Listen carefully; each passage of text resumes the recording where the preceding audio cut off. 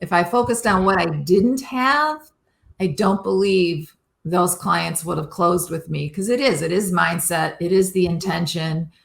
And if we're not grateful for what we have in front of us, if we're not grateful that we're breathing, that we're sitting upright, I don't believe that we're going to get more coming to us unless we appreciate what we already have.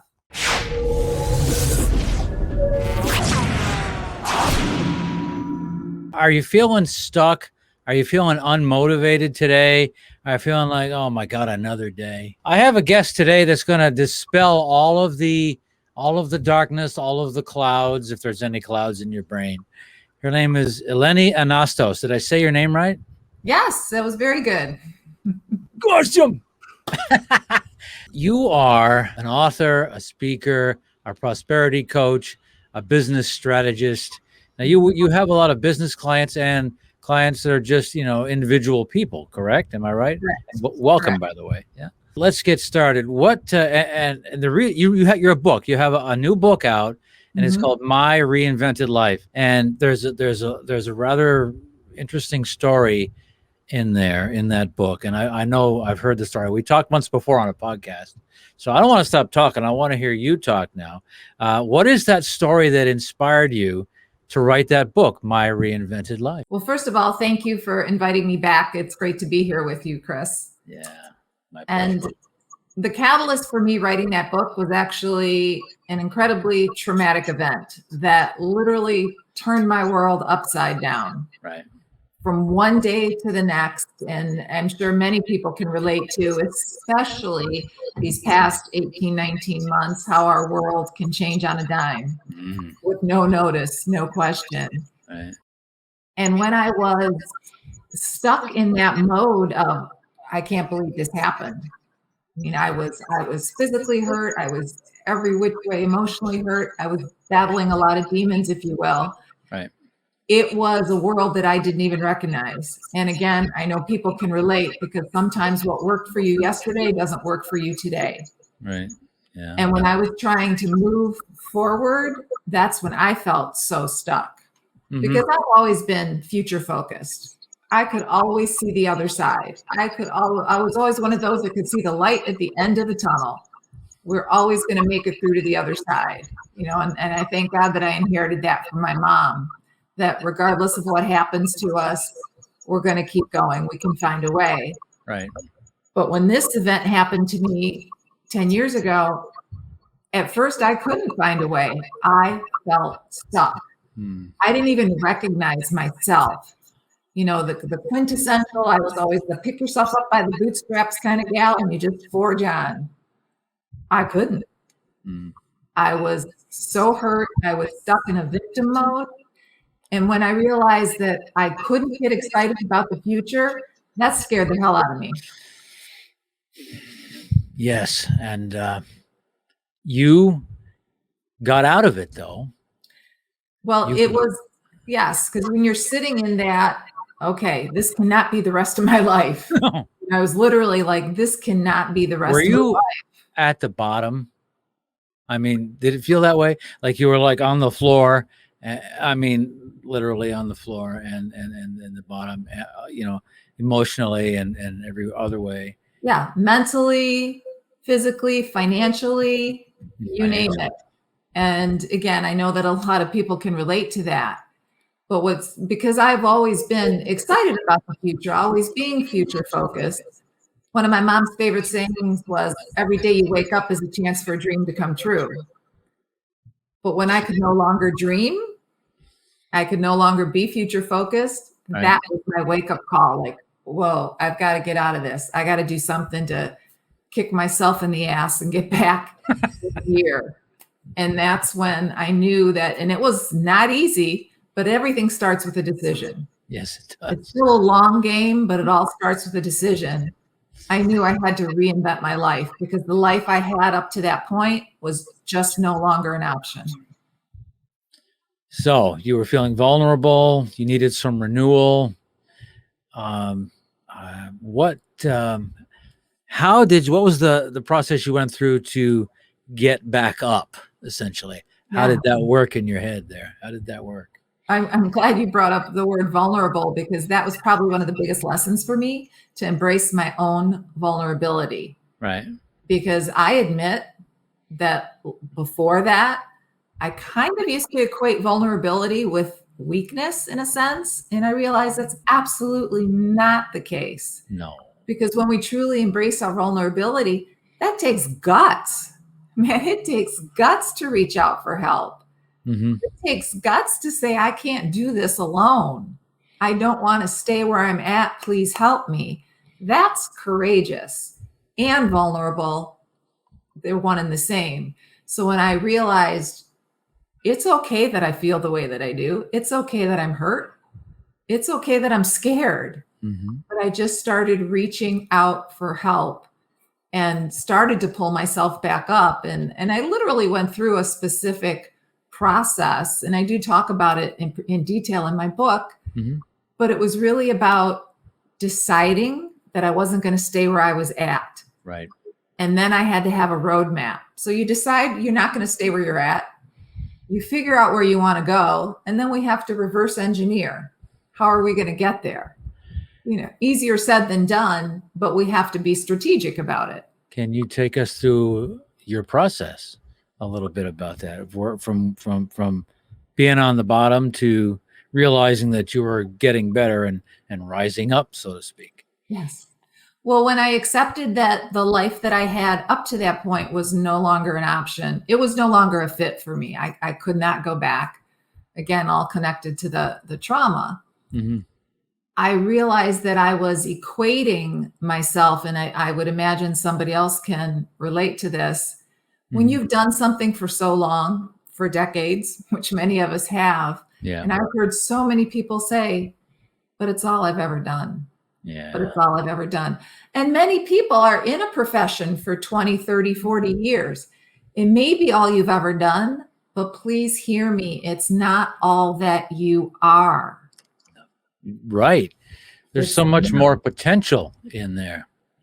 And when you give yourself the credit for, like what I did, I wrote down every single one of my accomplishments from elementary school on forward, and what I thought were the characteristics or qualities that helped me get there. And I know that everyone, I would bet the farm that everyone has a skill set, has experience, has expertise that can be applied in multiple arenas. Yes. You just don't realize your potential until you really try, and you're forced to do it, really. Right. And once you get to that point where it's like, oh, everything sucks. I mean, use that word. Yeah. I mean, we'll just be plain English. You have to get down and just do it and get some kind of renewal process going. And I know that's one of the themes in your book is renewal. Yes. And I really want to reinforce that can happen at any age. So again, first for me, I looked at what I accomplished, my skill sets, my experience. And then I looked at what makes my heart sing. What do I love doing? Because I think a lot of people don't give themselves credit for what comes to them naturally. Right. So think about, I'm sure there's something that people come to you for that you just do instinctively, innately. Right. It's just in your wheelhouse. That's a special skill. And too many people don't give themselves credit for those kinds of things. And that's what I want to reinforce. So, and I'm making lists, what I've done, what I like to do. And then I'm looking at the overlap. Well, what can that be applied to? Or what other arenas can that be applied to? And then I reverse engineer and really want to reinforce with folks that especially when you're venturing into a new arena or you want to do something completely different than what you've done, and it doesn't have to be because of trauma, because I believe with every fiber of my being that purposeful reinvention is without question the catalyst for living your best life. Well, that's what I did. I was selling cars for 6 years. I was selling cars for 6 years right before I started Chris Jones Media as a video and audio and podcast thing. And it's like, I can't do this anymore. I can't sell cars anymore. It's enough. because there's never any gratitude. You sell 3, how come you didn't sell 5? You sell 10, how come you didn't sell 15? Whatever. But I love the reinvention, the whole thing, the reinvented life. And that's exactly what everybody can have. If you're stuck somewhere in a place you don't want to be, and maybe it's a job, maybe it's a relationship, a toxic one or whatever, you need to reinvent your life. And I think I just gave out one of the concepts of your book, didn't I? No, thank you. Well, Yes, it is. It then is. let me ask you though, when you knew that I'm done with the cars, did you always have the affinity? How did you know that you should be going into Chris Jones Media? Because I'd done radio in the past, and I had the voice thing going, and I was pretty decent and good at editing video, and I got a lot better, and I just made it all one big thing and decided it was going to be. Then it was right before my 60th birthday. It took a while. Sometimes it takes a while for people. Tell me about the gratitude aspect of what you do and what the book is about, and with regards to gratitude. Now, gratitude is a huge, huge part of my life. I practice gratitude daily. I write in a gratitude journal. And someone had actually asked me, they called me and said, you say you should always be grateful. So you're grateful that you were hurt? Are you grateful that you were betrayed? No, of course not. And you don't ever have to be grateful that something bad or horrific happened to you, but you can be grateful that you had the strength to persevere. You can be grateful that you were strong enough to make the choice to move forward. And you can be grateful without question for any lessons learned. And sometimes lessons are painful, especially when you learn something about people that maybe you trusted, people that you thought you had a different close relationship with. Things come out. But I'm still grateful when I learn the truth. I'm still grateful when I learn lessons that pull me forward or that I can use forward. In fact, I'll share a little scenario that I do share in my book where I was at a low point financially. Yeah. Was really, struggling. And I live on a peninsula. So there's one way on, one way off. And I'm on the causeway on the bridge coming home and my car's breaking down. Uh-oh. And it was like chitty, chitty, bang, bang. Like it would stop, stall. And I started to get nervous and freak out because I knew I only had $11 to my name and 3 cans of beans at that point in time. Like, oh my God, what am I going to do? And when I started to get upset and freak out a little bit, I immediately went into gratitude, or it was a conscious choice to. Right. And I said, I am so grateful for all of this traffic. And I literally said that out loud because that meant people were going slow. So as my car is stalling out, I wasn't going to get hit or rear-ended. I said, I'm so grateful that there's no snow and ice. Yeah. Not that somebody in Florida ever has to worry about, but I kept choosing to look for things that I could be grateful for. I made it off the bridge. Fortunately, there was a gas station with a mechanic right near the front end of the peninsula. Dropped my car off. I said, I don't know what's wrong. I walked a couple blocks home. And when I'm in my little condo, I just kept focusing on the gratitude. Right. I'm so grateful I have shelter. I'm so grateful I'm healthy. I'm so grateful for my vision. I'm on and on and on. They called me and they said, I don't even remember what the actual issue was, but I do remember it was at least $700 worth of repairs. And they said, could we fix it? I said, yeah, sure. Go ahead. I had $11 and 3 cans of beans. And how did that work out? Focusing on the gratitude. Right. And I had just started my business. I had already spoken to a few people, but I had nothing closed. And within 1 week, I had over $22,000 in commission. It's mindset. Got my car out of hock. And I truly believe that if I was like, oh shit, I only have $11. What am I going to do? I don't have this. I don't have that. If I focused on what I didn't have, I don't believe those clients would have closed with me, because it is mindset. It is the intention. And if we're not grateful for what we have in front of us, if we're not grateful that we're breathing, that we're sitting upright, I don't believe that we're going to get more coming to us unless we appreciate what we already have. Wow, that is a fantastic story. And it's all about mindset. Be thankful for what you do have and what you can do rather than, oh man, my life sucks. I mean, there's a lot of people in that phrase, in that mindset, and it's hard for them to get out. And it's just tough. Now, I'm going over some of the concepts in your book, and I wrote them down, so I might want to cover all of these. You talk about boundaries. Explain what you mean by boundaries with regards to my reinvented life. What is Yes. Well, when I think of boundaries, and to me, boundaries should be beneficial to both parties involved. Right. And for a long time, I didn't realize that no, N-O, period, could be a complete sentence. And if you keep giving and giving and giving when you actually had wanted to say no, you think about how like resentment can build. Right. And how you're really eroding at your own self-worth because You you keep allowing yourself, you're opening yourself up to be taken advantage of. And you have every right to say no. Now, that doesn't mean somebody dear to you comes to you in crisis and needs your help. Of course. I'm talking about the long game. If it's a consistent pattern, whether it's money or your time, and you feel taken advantage of, please understand that no is a complete sentence. And especially with reinvention, because when I shared what I wanted to do, starting my own business in my 50s, there were a lot of people that were, yeah, but you're already in your 50s. You can't do that.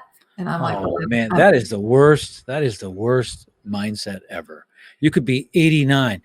I tell you, yesterday, I met up with, in Glens Falls, New York here. I met up with a lady in a coffee shop.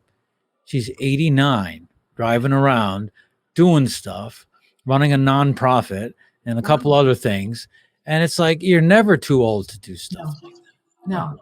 If you have the desire to be, do, or have anything, then please don't let anybody else put the limits on you. And I think boundaries are really, really important because just like, the backstop at a baseball game, the double lines on the road, boundaries are meant to keep us safe. And if we don't have any boundaries in place, then we end up suffering as well. And then the people that you are trying to help, if you end up resenting them, then that relationship gets eroded. Yes. And a lot of times it could be your best friend. Yeah. And at some point there has to be a stop giving at some point. One of your concepts too is forgiveness. And that looks like a big one for you. It's huge. It started with, for me, when I was writing this book, really focusing on, and I had already done a lot of the work to forgive the people that had done me wrong. When I reference the traumatic event I share in the book. Sure. In forgiveness, I had to learn that it wasn't about, because sometimes you're not going to hear any remorse. You're not going to hear an apology, but you still have to forgive them to release, the power that it has on you. And that was a tough lesson for me to learn. I remember even my mom telling me as a little kid, I was so upset with something that a friend had done that was hurtful. Right. And she said, you need to forgive her. And I said, but why? She's the one that did the thing that was wrong. And she said, forgiving her is going to help you stop being so angry. I went, oh. So just that release. It doesn't matter if they feel remorse. It doesn't matter if they apologize. Right. But the toughest lesson without question was learning how to forgive myself. And I think a lot of people have been there. We should on ourselves. I should have known better. I should have made a different decision. I should have known that was going to happen. I should have seen that coming. We can should all over ourselves when it doesn't serve any useful purpose. This woman speaks her mind. I love it. Learning to forgive myself and having grace with myself was the most powerful lesson for me. There you go. I love that. And also one of your concepts, I'm just going through a bunch of words that you have used in the past. Creation. You're recreating yourself. Is that what that is, or what? Yeah. Well, I realized going through this process that we're always creating our life. Mm-hmm. You know, the reality is we are. And again, I'm not talking about something that's happened to you, the pandemic, a traumatic event, or an accident. I'm talking about the long game. You know, month after month, year after year, you're not happy with your results and your circumstances and your environment, then you do have to look in the mirror. So the question is, are you being purposeful in your creation?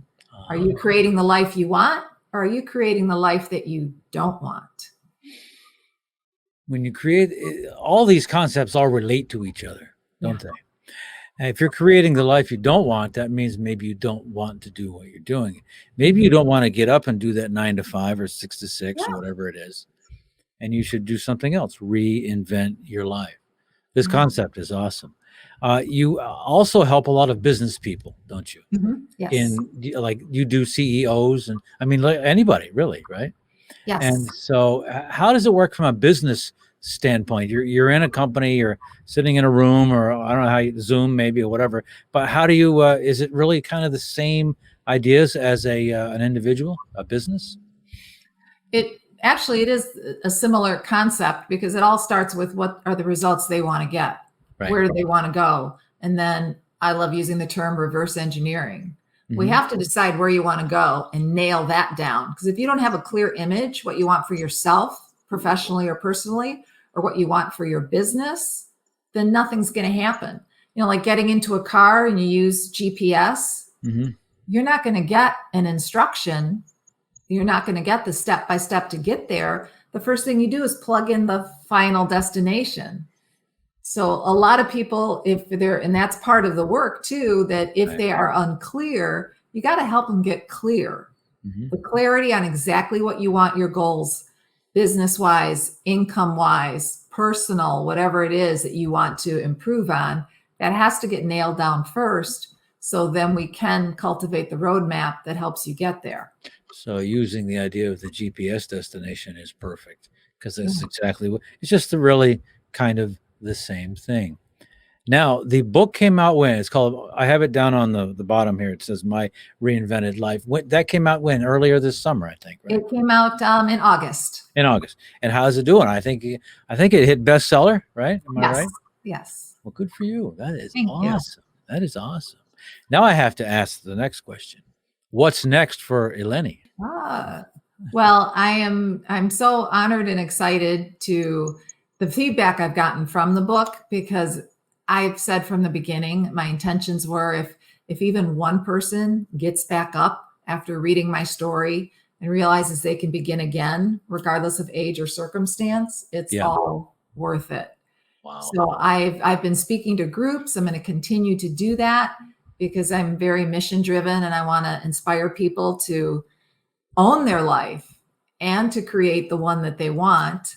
And I still love working with my clients, you know, doing the business strategy and the private coaching as well. And it's so exciting when you see people like, oh, I didn't know I could do that. Like I've helped corporate executives leave corporate and start their own consulting business. After meeting with you? Well, they knew that they weren't happy, but they couldn't nail it. They loved their work, but they wanted something more. Yeah, not fulfilled. We shouldn't deny ourselves. If you really want something, now we're not going to love 100% of everything and everything that we do. Right. But if something's been pulling at you, tugging at you, there's something more I want to do. There's something else I want to do, something else I want to have. Then you need to reach out for help and go for it. Do it. Well, anyway, we could talk for a couple hours and not repeat things, and it would be great. I'm going to have you on again at some point, and we'll maybe when your next book comes out, whenever that is. Is there one in the works? Have you got something else in your head already? I do have something else in my head, but I'm not going to share it yet. All right. Well, see, that's enough to have you on again. I asked you this once before. We were on a podcast earlier this year, but we're going to wrap it up, and I want to ask you what your favorite movie is. What is that? Oh, you know, immediately came to mind was, I think, was it A Beautiful Life? Roberto Benigni, he won the Oscar for it. I don't know the movie, but I have heard of it. He was brilliant. And the whole movie, I was so enthralled with this movie in his spirit. It was because he had this unbeatable human spirit that talk about circumstance. And he was living full out to the end. And even when he knew his life was ending, that it just, how powerful the human spirit can be, regardless, again, of circumstance. And, that's what I truly want for everybody, that we can't be solely defined by our age or external circumstances. Correct. Let's take back our lives and create the ones we want. Isn't this woman awesome? Isn't she awesome? If you had a time machine, I asked you this before too, and you can go back in time and meet with any one person that's not alive, doesn't have to be anybody famous, and to have coffee, who might that person be? I would love to go back and spend some time with my maternal grandfather. I was raised in my maternal grandparents' home, and he was born in 1893. And the quintessential American success story. They spent a month on a boat. He spent a month on a boat to get here, and landed in Detroit, no money in his pocket, started a business, raised a family. And just, to me, the courage it took to do that, the intestinal fortitude, I would love to have been able to talk to him back then when he was right in the middle of doing it as a 18, 19 year old. You can always picture a movie of something like that with time travel. He doesn't really know who you are, but you know who he is, and it's kind of like interesting to think about that. So Eleni, we're going to have you on again at some point when you can talk about the next adventure. In the meantime, can you do this? Live long and prosper, as I say. Oh, look at that. I love it. Love it. And thank you very much for your time today, and continued success. And you're going to sell a bunch more, I know. Thank you so much for having me on here, Chris. It's been my pleasure.